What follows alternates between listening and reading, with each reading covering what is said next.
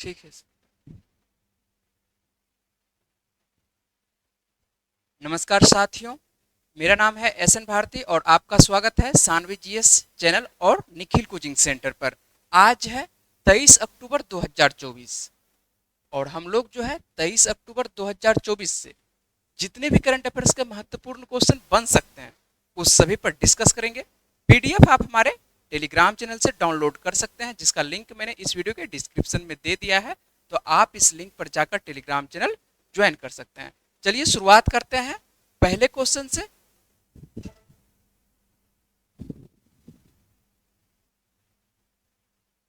और हम लोगों के सामने में है पहला क्वेश्चन, अंतर्राष्ट्रीय हकलाना जागरूकता दिवस प्रतिवर्ष कब मनाया जाता है? किसके बारे में बातचीत किया जा रहा है? तो अंतर्राष्ट्रीय हकलाना जागरूकता दिवस प्रतिवर्ष कब मनाया जाता है? तो यह जो है आपको 22 अक्टूबर को मनाया जाता है। कब मनाया जाता है? यह 22 अक्टूबर को मनाया जाता है। हकलाना क्या होता है? तो हकलाना जो है बोलने की एक समस्या है जो बोलने के सामान्य या प्राकृतिक प्रवाह में बाधा उत्पन्न करती है। हकलाना आमतौर पर बचपन के शुरुआती दिनों में होता है। ठीक है, बच्चे जब छोटे छोटे रहते हैं तो शुरुआत में क्या करते हैं, हकलाते हैं, लेकिन धीरे धीरे जैसे उम्र बढ़ता है तो ठीक हो जाता है। लेकिन यह जो है स्थिति ऐसा नहीं है कि कभी फिर नहीं हो सकता। यह स्थिति जो है जीवन में कभी भी फिर हो सकता है। जीवन के चरणों में कह सकते हैं कि कभी भी फिर से हो सकता है। यहाँ पर लिखा हुआ है कि हालांकि यह स्थिति जीवन के बाद चरणों में भी जो है कभी भी हो सकती है। ठीक है, तो यह जो है हकलाना आप समझ चुके होंगे और जानते ही होंगे कि हकलाना किसको बोलते हैं। ठीक है, लगभग जो है आपको आसपास में सामाजिक तौर पर जो है कोई ना कोई एक बच्चा आपको दिख जाएगा कि जो कि हकलाता होगा। चलिए, इस दिन को मनाने का उद्देश्य क्या है? तो मनाने का उद्देश्य जो है हकलाहट के प्रति लोगों को जागरूक और शिक्षित करना है। क्या करना है? लोगों को जागरूक और शिक्षित करना है। अंतर्राष्ट्रीय हकलाहट जागरूकता दिवस जो है सबसे पहली बार कब मनाया जाता है? यह जो है 1998 में मनाया जाता है। कब मनाया जाता है? यह पहली बार 1998 में मनाया जाता है। और अंतर्राष्ट्रीय हकलाना जागरूकता दिवस 2024 की हम लोग थीम देख लेते हैं कि थीम क्या है इस बार। तो 2024 की थीम है सुनने की शक्ति। क्या है थीम? तो सुनने की शक्ति। तो आप लोग याद रखना है आप लोगों को। और थीम जो है किसी भी परीक्षा में पूछा जाता है। तो अंतर्राष्ट्रीय हकलाना जागरूकता दिवस 2024 की थीम क्या है? सुनने की शक्ति। चलिए हम लोग नेक्स्ट क्वेश्चन पर चलते हैं। और नेक्स्ट क्वेश्चन जो है बहुत ही इंपॉर्टेंट है। ठीक है, आइए देखते हैं। बंगाल की खाड़ी में उठे चक्रवाती तूफान डाना को किस देश ने नाम दिया है? ठीक है, डाना को किस देश में नाम दिया है? इसको जो है इंग्लिश में DANA लिखा जाता है और हिंदी में कहीं कहीं पर आपको दाना भी मिलेगा इसका नाम। ठीक है, दाना भी मिल जाएगा। ठीक है, लेकिन शुद्ध जो होता है डाना ही होता है। क्या होता है नाम?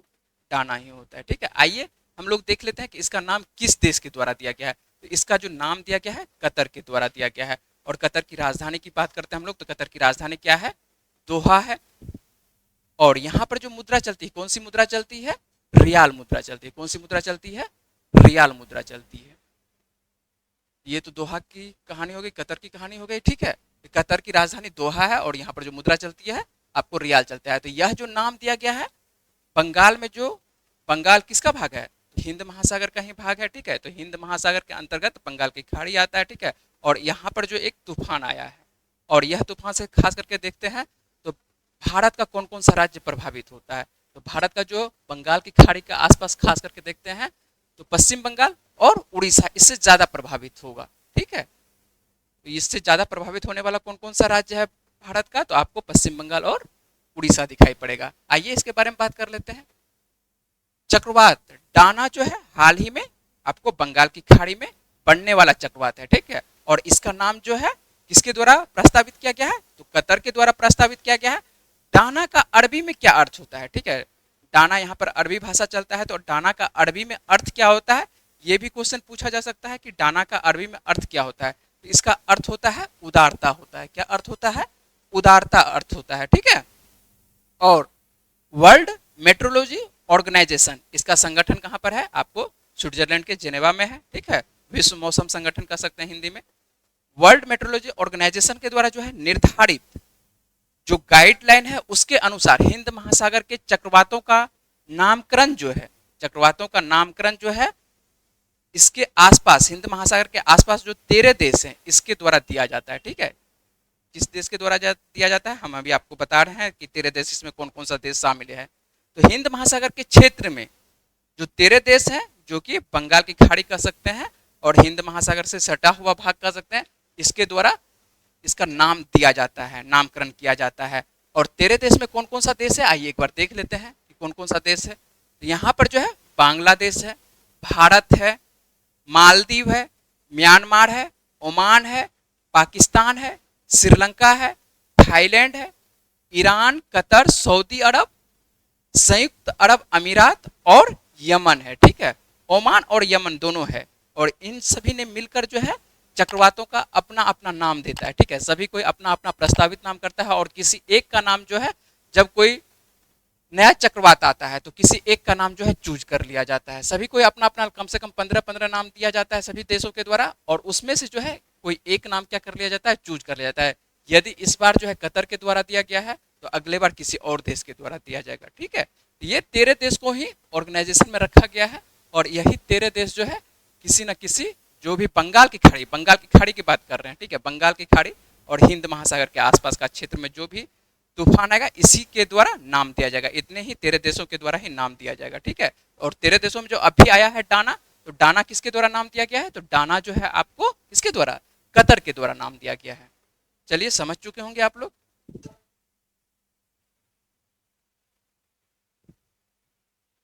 नेक्स्ट क्वेश्चन है, उड़ान योजना के तहत यूपी के किस जिले में नए हवाई अड्डा का उद्घाटन किया गया है। ठीक है, यूपी के, उत्तर प्रदेश के किस जिले में नए हवाई अड्डे का उद्घाटन किया गया है।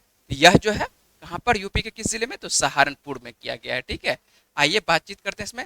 प्रधानमंत्री नरेंद्र मोदी हाल ही में जो है उत्तर प्रदेश के वाराणसी से क्षेत्रीय संपर्क योजना उड़ान जो है, क्षेत्रीय संपर्क योजना, और इसका नाम क्या है, उड़ान। ठीक है, और कह सकते हैं उड़े देश का आम नागरिक भी इसमें लिखा हुआ रहता है। उड़े देश का आम नागरिक के तहत जो है विकसित 3 हवाई अड्डे का उद्घाटन किया है। कितने हवाई अड्डे का, तो 3 हवाई अड्डों का उद्घाटन किया गया है। और देख लेते हैं कि कौन कौन सा हवाई अड्डा कहां पर है। तो सबसे पहला जो नाम है, ये हवाई अड्डे कहां कहां पर है देख लीजिए। तो मध्य प्रदेश के कहां पर, रीवा में, मध्य प्रदेश के कहां पर, रीवा में पहला है। दूसरा जो है आपको छत्तीसगढ़ में अंबिकापुर। ठीक है, छत्तीसगढ़ में अंबिकापुर। और तीसरा जो है उत्तर प्रदेश में जो है सहारनपुर जिला में। ये 3 जिला में जो है आपको अलग अलग राज्यों में, अलग अलग जिले में जो है अलग अलग जगह पर आपको 3 हवाई अड्डों का क्या किया गया है, उद्घाटन किया गया है। किनके द्वारा किया गया है, तो यह प्रधानमंत्री नरेंद्र मोदी के द्वारा किया गया। और यहाँ पर जो क्वेश्चन है केवल यूपी के बारे में है, तो यूपी के किस जिले में, तो यूपी के सहारनपुर में। लेकिन आप लोगों को ये तीनों याद रखना है कि मध्य प्रदेश का कौन सा जिला, रीवा, छत्तीसगढ़ का अंबिकापुर और उत्तर प्रदेश का सहारनपुर।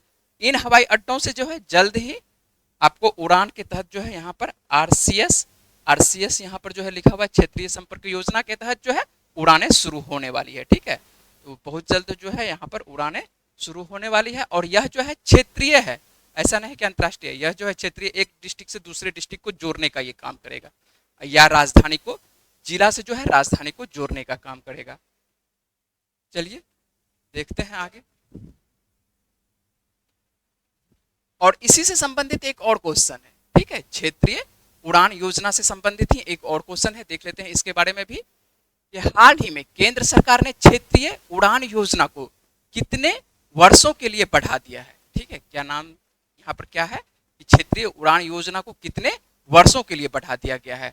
यह जो है आपको 10 वर्षों के लिए बढ़ा दिया गया। कितने वर्षों के लिए बढ़ा दिया गया है, 10 वर्षों के लिए बढ़ाया गया है।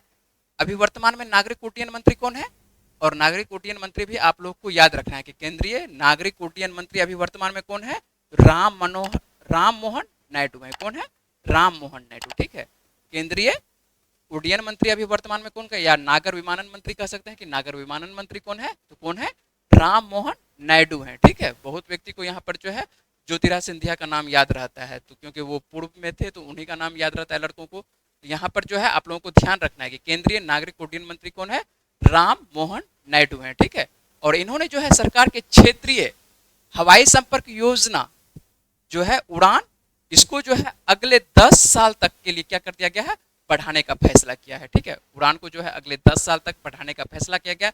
यह घोषणा उड़ान योजना के 8 साल पूरे होने पर दिल्ली में की गई है। ठीक है, 8 साल उड़ान योजना का हो चुका है। तो उड़ान योजना का 8 साल हो चुका है, तो यह योजना आया कब था?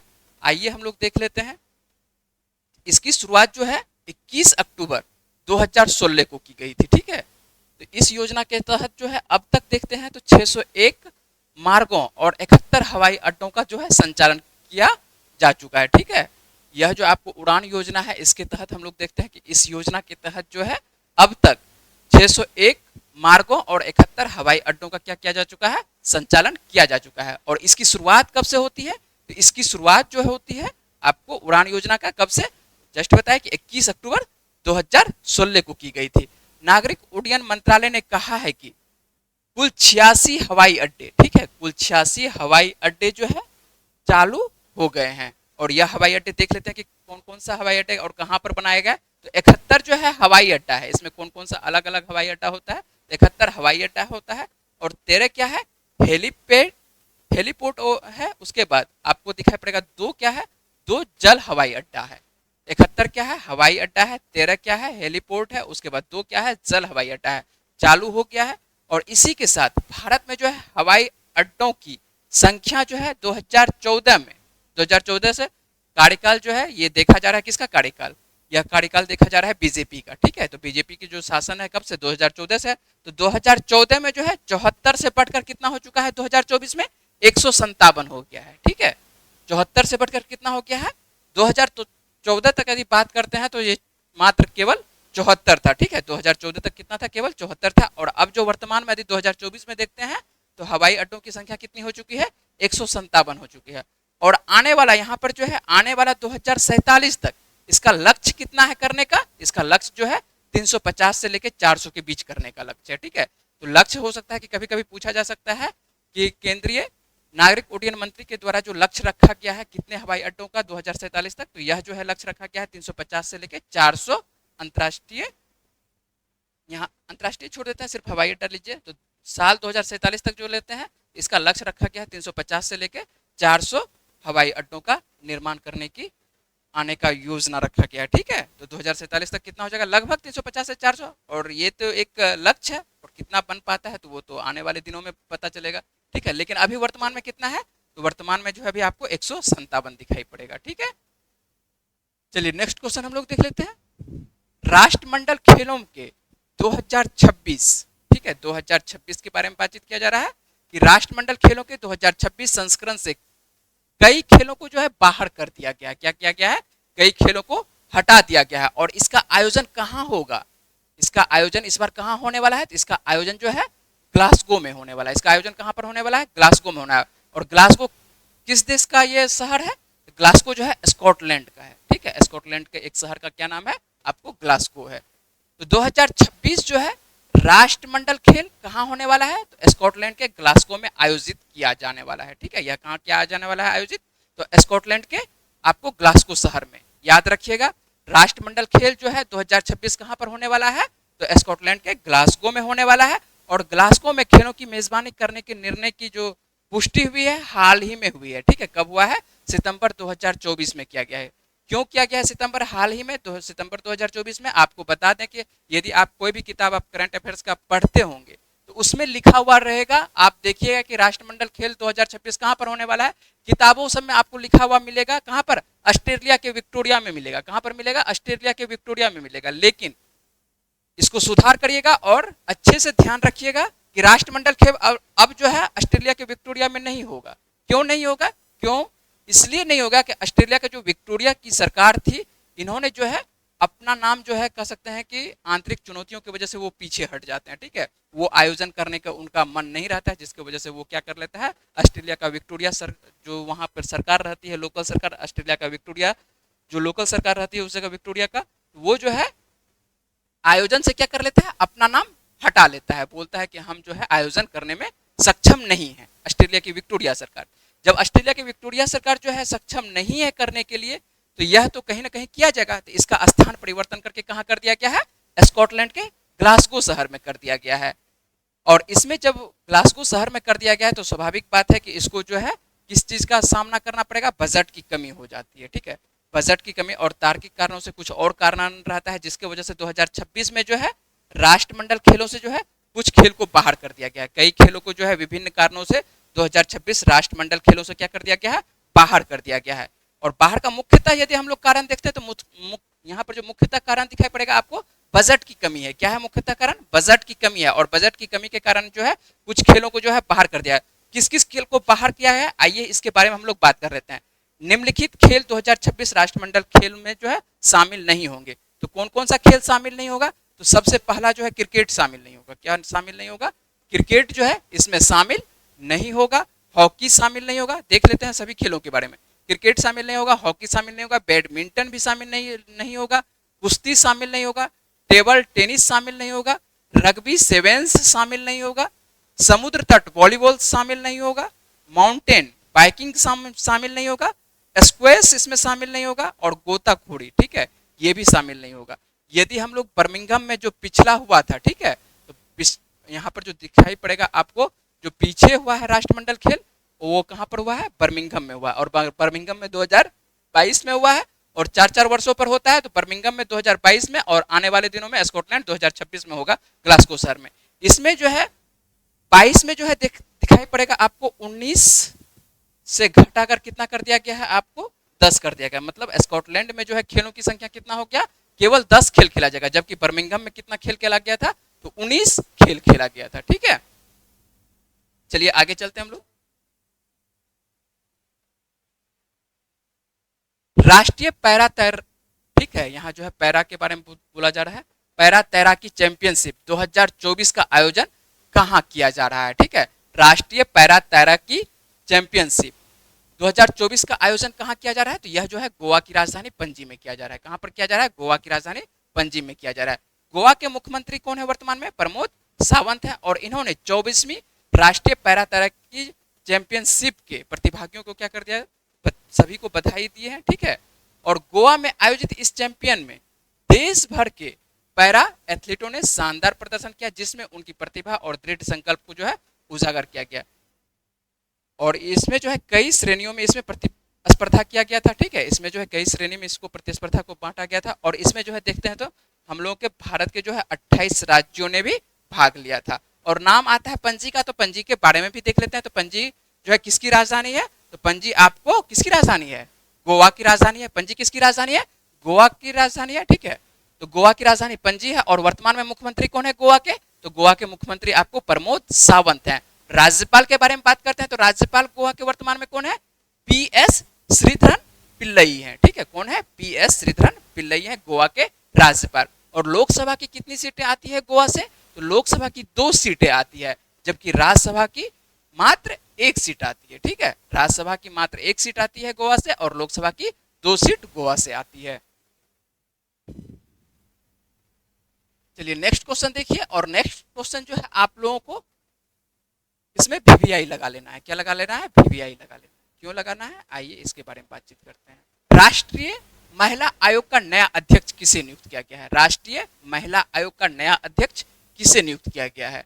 तो राष्ट्रीय महिला आयोग का नया अध्यक्ष जो है विजया किशोर राहटकर को नियुक्त किया गया है। विजया किशोर राहटकर को नियुक्त किया गया। किसे नियुक्त किया गया है? विजया किशोर राहटकर को। केंद्र सरकार ने जो है विजया किशोर राहटकर को राष्ट्रीय महिला आयोग का नया अध्यक्ष नियुक्त किया है। ध्यान रखिएगा, राष्ट्रीय महिला आयोग का नया अध्यक्ष परिवर्तन हो चुका है, मतलब नया बन चुका है। ठीक है, जो पुराने थे वो क्या हो चुके हैं? हट चुके हैं। तो नया किसे बनाया गया है केंद्र सरकार के द्वारा? राष्ट्रीय महिला आयोग का नया अध्यक्ष तो बनाया गया है विजया किशोर राहटकर को बनाया गया है। राष्ट्रीय महिला आयोग अधिनियम जो है कब आता है? तो राष्ट्रीय महिला आयोग अधिनियम, ये भी क्वेश्चन पूछा जाता है कि राष्ट्रीय महिला आयोग अधिनियम किस वर्ष आता है? तो यह जो है आपको 1990 में आता है। कब आता है? 1990 में आता है। किस धारा के अंतर्गत आता है? तो धारा 3 के तहत जो आता है। ठीक है, और इसी के तहत जो है राहटकर की नियुक्ति 3 वर्ष की अवधि के लिए, या राष्ट्रीय महिला आयोग का जो नियुक्ति होता है कितने वर्षों के लिए होता है? या तो 3 वर्ष होता है, या तो 65 वर्ष तक होता है, जो भी पहले हो।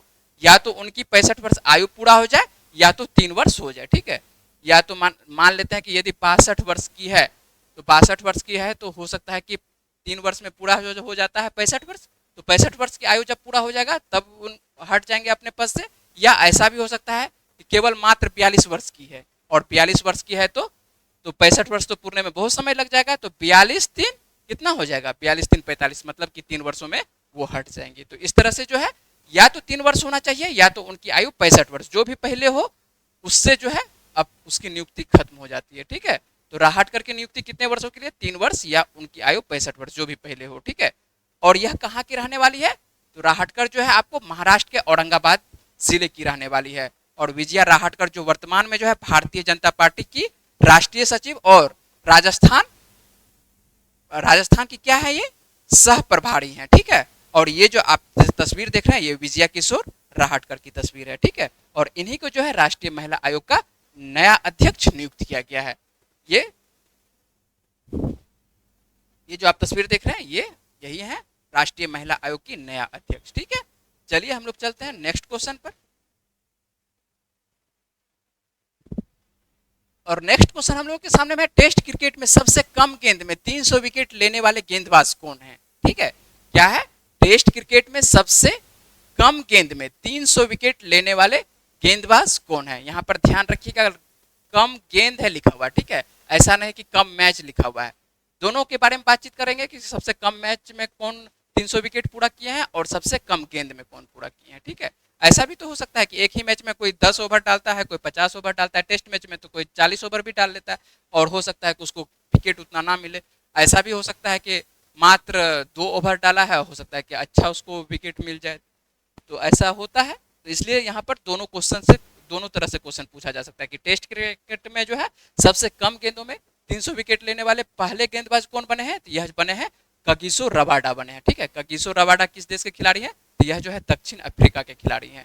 ठीक है, तो टेस्ट क्रिकेट में सबसे कम गेंदों में 300 विकेट लेने वाले याद रखिएगा कगिसो रबाडा हाल ही में बने हैं। और हाल ही में जो है मैच खेला जा रहा है, किसके किसके बीच में खेला जा रहा है, तो साउथ अफ्रीका और बांग्लादेश के खिलाफ खेला जा रहा है। ठीक है, साउथ अफ्रीका और बांग्लादेश के खिलाफ जो है टेस्ट सीरीज चल रहा है, और इसी में जो है ढाका में खेले गए इस मैच में जो है यह कारनामा कगिसो रबाडा के द्वारा किया गया। और कगिसो रबाडा के बारे में बात करते हैं तो इन्होंने जो है अभी तक कितना टेस्ट मैच खेल चुके हैं, तो यह जो है अभी तक 65 टेस्ट मैच खेल चुके हैं। ठीक है, मात्र 29 साल के हैं, और इन्होंने जो है अभी तक 302 विकेट ले चुके हैं।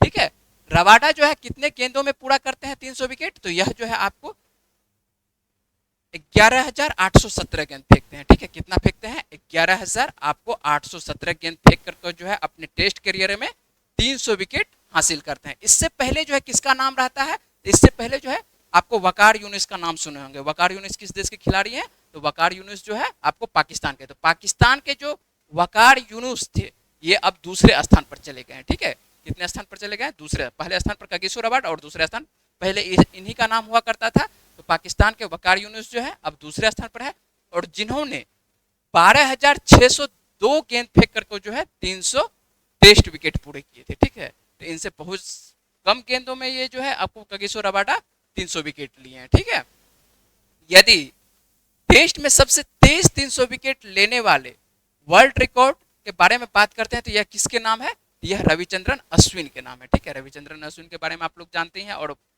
आप लोग भारतीय हैं तो पहचानते ही हैं। ठीक है, तो भारत के जो है स्टार ऑफ स्पिनर है रविचंद्रन अश्विन, और इन्होंने जो है मात्र 54 टेस्ट में, ठीक है, मात्र 54 टेस्ट में जो है 300 विकेट पूरे किए हैं। ठीक है, तो दोनों तरीके से क्वेश्चन पूछा जा सकता है कि टेस्ट में सबसे तेज 300 विकेट लेने वाले वर्ल्ड रिकॉर्ड किन के नाम है, तो यह जो है रविचंद्रन अश्विन के नाम है। और सबसे कम गेंदों का सामना किसके द्वारा किया गया है, तो सबसे कम गेंदों का सामना जो है कगिसो रबाडा के द्वारा किया गया है। और ये जो तस्वीर आप लोगों के सामने में दिखाई पड़ रहा है ये दक्षिण अफ्रीका के खिलाड़ी कगिसो रबाडा की तस्वीर है, और इन्होंने ही सबसे कम गेंदों में जो है 300 विकेट पूरा किए हैं।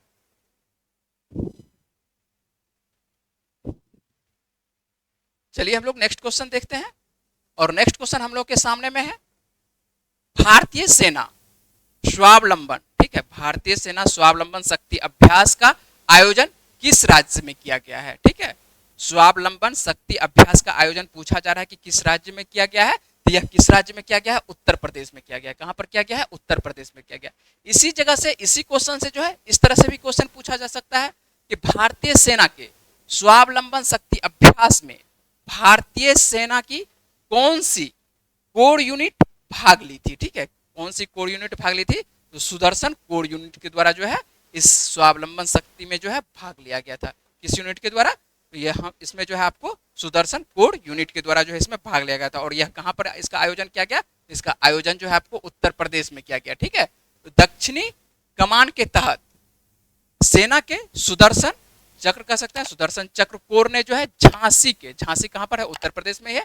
झांसी के नजदीक बबीना फील्ड, क्या नाम है फील्ड का? तो बबीना फील्ड नाम है। ठीक है, फायरिंग रेंज में 17 से 22 अक्टूबर तक, ठीक है 22 अक्टूबर हो गया, यहाँ पर सुधार कर लीजिएगा, 22 अक्टूबर तक जो है 3 दिनों तक स्वावलंबन शक्ति अभ्यास का आयोजन किया गया था। और यह सेना की स्ट्राइक कोर है। ठीक है, यह सेना की स्ट्राइक कोर है। और इसका मुख्यालय जो है कहां पर है वर्तमान में? तो इसका मुख्यालय जो है आपको भोपाल में। कहां पर है? दक्षिणी कमान के तहत जो है स्ट्राइक कोर, इसका मुख्यालय कहां पर है? इसका मुख्यालय आपको भोपाल में है। और इस अभ्यास में आत्मनिर्भर भारत पहल के तहत जो है सेना के स्वदेशी तकनीकों को प्रदर्शन किया गया था इसमें। ठीक है, चलिए आगे चलते हम लोग।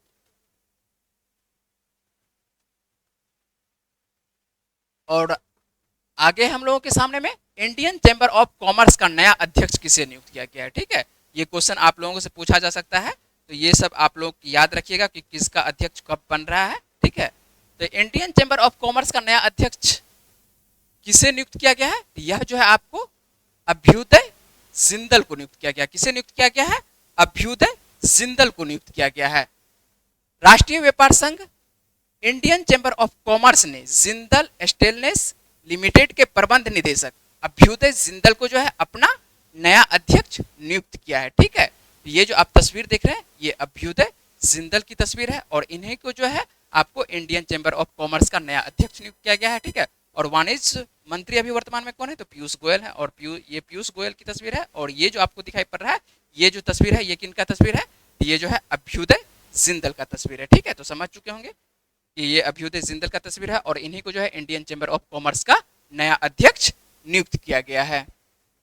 तो इस तरह से आज के जितने भी करंट अफेयर्स के महत्वपूर्ण क्वेश्चन बन रहे थे, ठीक है, उस सभी पर मैंने बातचीत किया। और पिछला वीडियो कल जो मैंने आप लोगों से क्वेश्चन पूछा था उसका आंसर हम लोग देख लेते हैं कि क्या है। तो कल जो पूछे थे उसमें क्वेश्चन था कि किस राज्य के मुख्यमंत्री ने सभी आवासीय विद्यालयों का नाम बदलकर जो है महर्षि वाल्मीकि आवासीय विद्यालय रखने की घोषणा की गई है। ठीक है, तो यह जो है किस राज्य के द्वारा? तो इसके बारे में मैंने पिछले वीडियो में पूरे विस्तार से बताया था। और इसका आंसर क्या सही आंसर होगा? कर्नाटक के द्वारा। इसका सही आंसर क्या होगा? कर्नाटक के द्वारा। और जिन्होंने कमेंट बॉक्स में इसका आंसर लिखे हैं उन्हें बहुत बहुत शुक्रिया। और आज का प्रश्न हम लोग देख लेते हैं कि आज का प्रश्न कौन सा है। और आप लोग यदि वीडियो को अच्छे से वॉच कर रहे हैं, ठीक है, यदि आप लोग वीडियो को अच्छे से देख रहे होंगे तो आप लोगों को ये प्रश्न बनना चाहिए। और मैंने कल इस प्रश्न के बारे में पूरे विस्तार से बताया था कि ब्रिक्स में नया देश कौन शामिल हुआ है और ब्रिक्स का आयोजन इस बार कहां पर किया जा रहा है। ठीक है, तो इसके बारे में मैं अभी बताऊंगा नहीं, क्योंकि इसका आंसर आपको देना है, कमेंट बॉक्स में देना है। ठीक है, देख लीजिए क्या है क्वेश्चन। ब्रिक्स शिखर सम्मेलन 2024 की मेजबानी कौन सा देश कर रहा है? तो इसका सही जवाब क्या है? तो आपको देना है इसका आंसर किसमें? कमेंट बॉक्स में देना। आप जहां पर भी देख रहे हैं, ठीक है, ऐसा नहीं है कि YouTube पर ही आपको आंसर देना है। तो यदि आप एप्लीकेशन पर देख रहे हैं तो एप्लीकेशन पर, यदि आप YouTube पर देख रहे हैं, जिस भी चैनल पर आप देख रहे हैं, ठीक है, तो इसका आंसर आप लोगों को कहां पर देना है? तो जल्दी से जो है इसका आंसर आप लोग कमेंट बॉक्स में देने की कोशिश करिएगा। ठीक है, और इस वीडियो में मैंने जितने भी इंपॉर्टेंट क्वेश्चन पर बात की है वो पॉइंट्स आपको समझ में आए होंगे। अगर आपको वीडियो अच्छी लगी तो वीडियो को लाइक करिएगा, शेयर करिएगा और अपने दोस्तों को वीडियो के बारे में बताइएगा। और चैनल को सब्सक्राइब अवश्य कर लीजिएगा, जिससे कि आपको प्रत्येक दिन करंट अफेयर्स मिलता रहे। चलिए मिलते हैं आप लोगों से अगली वीडियो में। तब तक के लिए अपना ख्याल रखिएगा, पढ़ते रहिए। वीडियो में बने रहने के लिए बहुत बहुत शुक्रिया, धन्यवाद।